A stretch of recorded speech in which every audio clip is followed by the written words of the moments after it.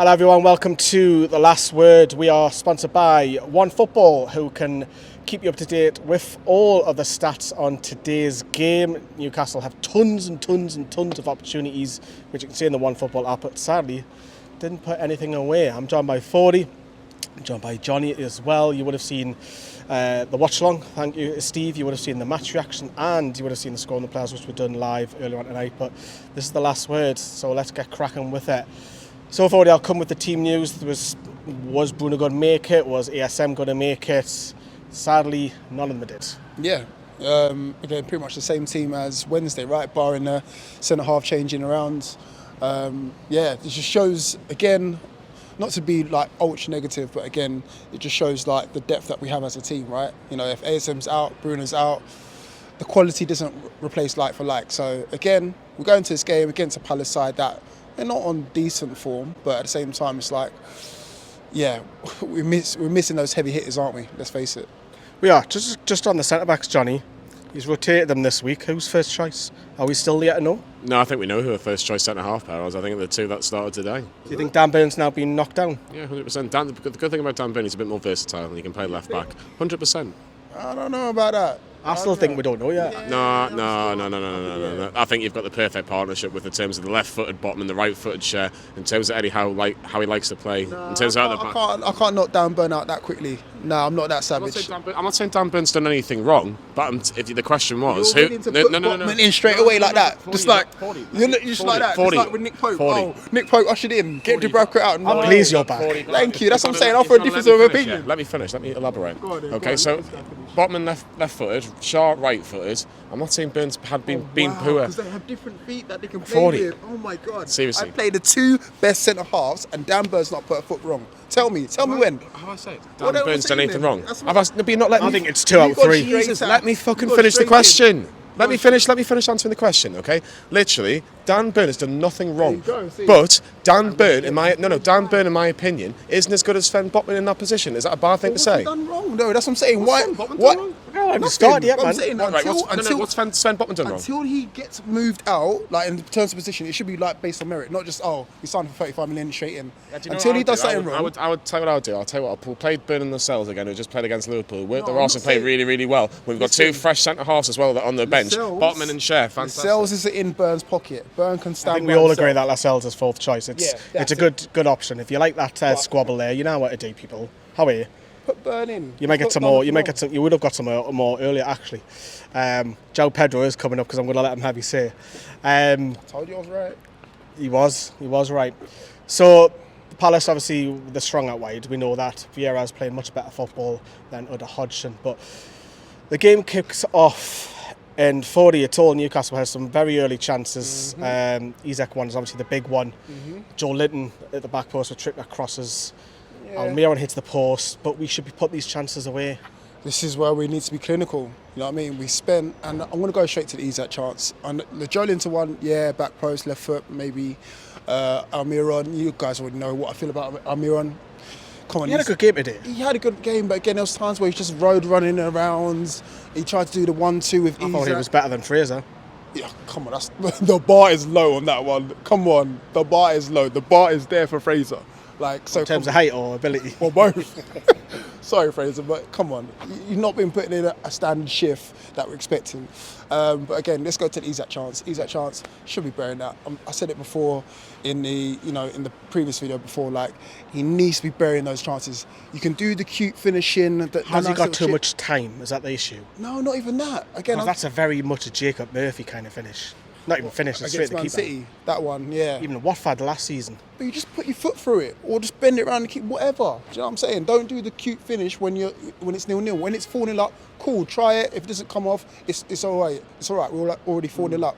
But no, for me, come on. You're a star striker, our record signing. Put your foot through the ball, celebrate, and then get the ball back and then do it again. Do you agree with that? You should just be slotting that bottom corner. Yeah, of course. Look, everyone will be looking at that chance. That's the big opportunity in terms of Newcastle, what they've had today. It reminded me of so much, like I said, the match reaction Miguel Almirón against Huddersfield. You know, when he hits the post, he's just got to put it in the net. You know, doesn't matter how you do it, just put it in the back of the net.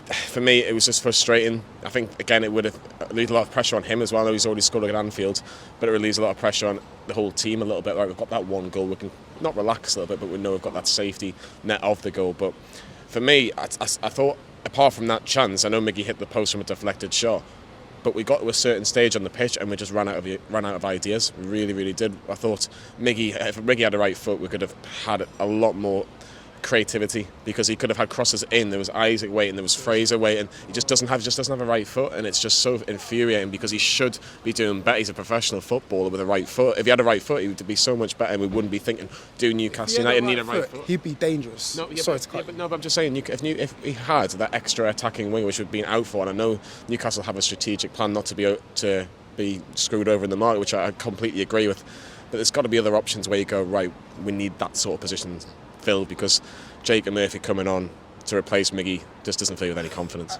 Going back to the transfer market, I know it's close and stuff, but at this stage of our development, we need to start overpaying a little bit. I'm not saying every single one, but a little bit, because again, people know our position. Yeah, Isak's over that. Isak costs more than Haaland. I know Haaland had a release clause. We need to. So I'm saying we need to. Like, have we got the money to? And when let me rephrase that. Do we have the financial fair play for the next 3 years to go and put 80 million down or Moussa Diaby, which I would have loved? You know what I'm saying? I think with 1 or 2, especially at the higher end of the pitch, you're going to be spending 50, we spend early million. now, we can't spend big later. Well, I'd rather spend better now than we do in January and then pay the January tax. That's what we're going to do. We're going to go and spend... I'm going to call it the World Cup tax. Whatever you want to call it. But we're going to end up spending it, right? So again... Say, for example, I think Matty Renton said it on your channel. If Diaby goes and has a stormer in the World Cup and then we actually want to sign him, then we're going to end up spending 20 more million than we actually did or we wanted to in the summer. So, I don't know, defeats the object. Now we're bringing Jacob Murphy off the bench and everyone's going, every single time, because he offers nothing. He doesn't. I just want to point out, Palace did make a couple of fantastic blocks. I think Schlupp, which was towards the end of the first half, but we went in, we should have been leading, and we came in the second half. Johnny, there was a bit of VAR quite early on. Referee, it was a bit of a goal mouth. I'm at the other end of Gallagher. You're at the other end of Gallagher. I know you've seen that 40. We haven't seen it. The referee goes to the VAR. Long look at it. He must have took a good minute or two. Doesn't give it. What's the initial thoughts there? Again, I haven't seen the benefit of the replay. I can only tell me what other fans have been saying. But what infuriates me more, if it isn't a foul, why on earth the referees had a minute to look at it and still get it wrong? It baffles me. VAR was introduced to make sure that decisions were overturned to be the correct decisions. Now, it gives the goal to start with. Is it a blatant and obvious error that the officials have made? Because the lineswoman doesn't give it in the corner, the referee doesn't give it. So, is it a genuine, obvious error? I think what the referees probably looked at, I've got a Crystal Palace player on the floor who's in pain. Who gets up all of a sudden as soon as it's disallowed. It's ridiculous. It's absolutely ridiculous. It really infuriates me. Officials have been costing Newcastle points this season. You can look at the Brighton game with Callum Wilson. You can look maybe Sean Longstaff as well. Brighton, we can't get started on Liverpool, but look, there's your points that you can add up. And Eddie Howe will be quite right in his press conference, probably going today, going, why on earth can an official not get it right? I've never even heard of the official's name. Normally, this goes back to what we said about the Man City game. The referees just aren't big enough to take on these sort of games. They're just not. The Premier League quality's going like that, and the referees is like. Maybe we just need to extend the budget. You've seen the reason as well. That's it. Make them our next signing. I mean, Liverpool signed Andre Marino in the transfer window. Pierluigi Collina, just bring him out of retirement. Howard Webb's now in charge, and that's an interesting for another video. Howard Webb's now in charge of the PMGOL. If I got that right. PGMOL. Yeah. Well, I was close enough. You've seen the replay. Is that a goal? Of course, it's a goal. But again, it's at St James's Park, and we get screwed over. We've been screwed over again twice in a week. Willock gets pushed into the goalkeeper. Bounces off Mitchell, goes in the back of the net. We're all fucking loving it up in Shearer's Bar, but somehow it's ruled off. I seen you in the Milburn stand. I sure did. Nah, you didn't, mate. As I said, I said to you before this video, save 30 quid, because after that, seeing that shocking performance, man, like we should be beaten. It was shocking. I don't think it was shocking. It's just we didn't have the final clinical chance. Then. That's it. We got to call it. Listen, we got to call it how it is. Come into shock because you're walking off camera. Sorry. It is shocking. Well, okay, I'll take it down shocking, but it's 2 points dropped. I agree on that. I agree, you it's 2 want to points dropped. summarise that, it's 2 points dropped, and again, it's bad from our point of view because these are the games that we need to be flipping winning. After coming off the week that we've had, 2 away, 3 in a week. three away, should I say? Actually, no, I'm tired. Road trips are plenty, but again, these are sort of games that we need to be winning. And again, like Palace set up basically to draw this game, and they did. They come away with a point, something that we failed to do midweek. So, anyway, that's how I feel. I do agree. It's 2 points dropped. I think we should have won that game. My criticism, I know you disagree on that. 4 degrees on this. I want to know what you lot as well, because if that's Steve Bruce. You've got to stop saying. No, but let me hear me out. We Let me hear me out. Because we do this all the time. Eddie Howe is a fantastic manager. I wanted Eddie Howe in as a starter to in, but I think changing like for like, I would have been a little bit more braver because most of it was one-way traffic. Go 2 up top, take a midfielder off, be brave, risk it. I don't know. Anyone of them, Willock or Joe, even put Joe Layton up top. Go 2 up top, be a bit more brave. Chris Wood came on very late on, 91st minute for an injury because I think Isaac was obviously ahead. But go a little bit braver. You know, if that was Bruce, we'll all be slagging Bruce off. That's what I'm saying. No, he didn't change it. It's got to be the same energy. I think Eddie Howe, my personal criticism towards him today is that the only negative from today. Everything else, the performance, spot on. We just couldn't finish. But stick another striker up top for an extra 10 minutes. You just didn't do it. But you disagree on that, don't you? Yeah, I do disagree because what you've got to remember, look at the options that we've got on the bench. Everyone slates Chris Wood anyway. But if Dylan Stevenson sits on the bench and he's got to bring the striker on. Let me finish, right? Because we've been talking about Chris Wood and Jacob Murphy, who just we know aren't good enough anyway. The only one that you kind of would say bring on is Elliot Anderson. But again, who are you taking Elliot Anderson off? You've got Miggy and Fraser, who were both, let's be honest, probably just as good as bad as each other, depending on how you want to rate them. But we also say about Dwight Gale sat on the bench numerous times. He should have been used. You've got to take it. You've got to forget about where we were and where we are now. It's completely different. So we do that all the time, though. We always talk about how he was on the Bruce. This is the time to do it because, again, like you said, we do. Every single time, I probably could pull out at least 5 clips where we say, this is like this on the Bruce. This is the same thing. Not the performance, it's not bringing an extra striker on going 2 top. That's the only criticism. It's not the performance, for anyone says it's not. The performance we should have won. It's 2 points dropped. Yeah, of course. Put another striker on. Bruce would put 2 on top, but he wouldn't change change it massively. You still have 5 at the back. Look, Eddie Howe has his ways and he's going 4-3-3. Rafa was the same as well. Stubborn. But the difference with Bruce and Rafa with what Eddie Howe is a lot more attacking minded. Yes, I do agree. Yes, people will argue. Yes, he's got better players to start with. I agree. However, you've got to let the manager, especially 6 games in with a new £60 million striker signing, to let him adapt, let him go and play a couple of games, and then you can go, right, Eddie Howe, let's do this, that, and the other. We have got time. We've got plenty of time. It's 6 games into the season. I'm not being funny. We've literally had this kid. I agree on that point. We've had a kid make 2 appearances and scored 1 goal against Liverpool at Anfield. He should have scored today. We all agree that.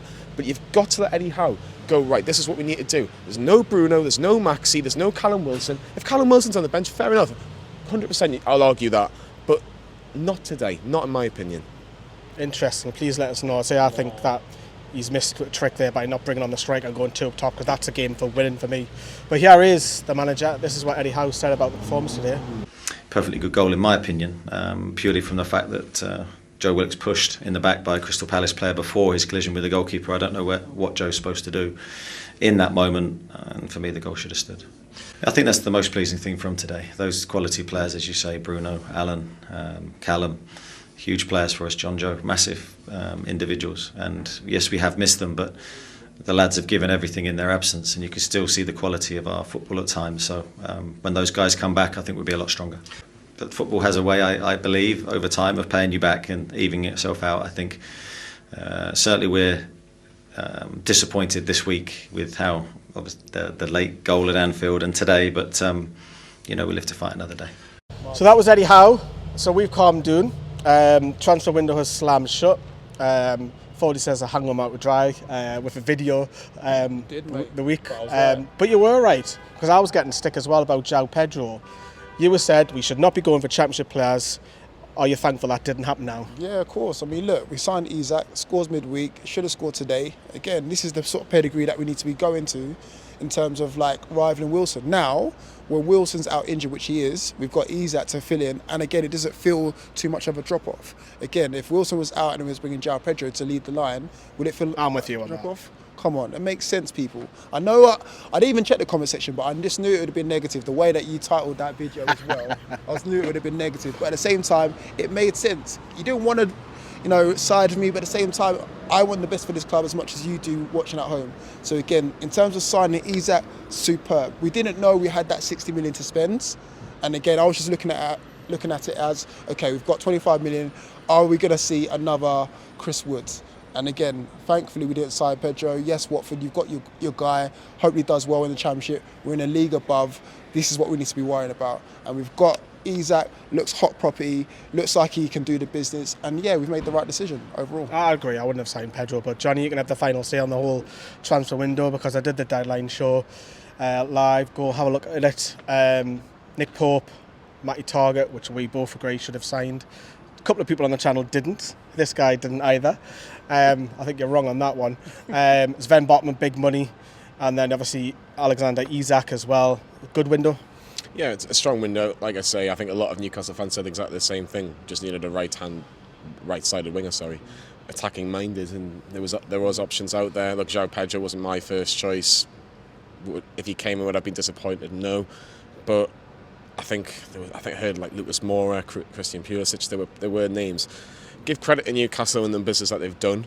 They don't want to be fucked over. They don't in terms of the market. They want to basically have it on their terms. And to be honest, I don't disagree with them because I think that'll be the case in the future where they go, well, we know what Newcastle are like. If you don't sell somebody, you go to your next, you go to your next target, your next target, your next target. Just try and make sure you don't go too low down in your targets. But we don't want too many targets. Yeah, exactly. I think the target that we've got at the club's brilliant, by the way. Yeah, I think it'll be okay. Steady. We'll be okay, but I think it's the right-handed side forward. And look, we do miss saint-maximin. I've seen actual formation where it might benefit Newcastle. It's like a 3-4-1-2, and you have Joe Linton kind of. Saint-Maximin, sorry. Oh, change it up, Johnny. Sorry.